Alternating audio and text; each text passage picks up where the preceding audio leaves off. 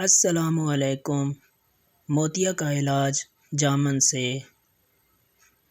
اگر آنکھوں سے پانی آ رہا ہو یا موتیا اتر رہا ہو تو 3 سے 4 جامن کی گٹھلیاں خشک کر کے پیس لیں اور اس کا سفوف صبح و شام تقریباً چوتھائی گلاس پانی کے ساتھ استعمال کریں۔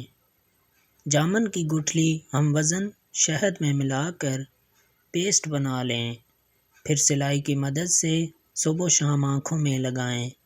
انشاءاللہ اس سے موتیا ٹھیک ہو جائے گا۔ ویڈیو اچھی لگی ہو تو ویڈیو کو لائک کر دیں اور چینل پہ نئے ہیں تو چینل کو سبسکرائب کر دیں۔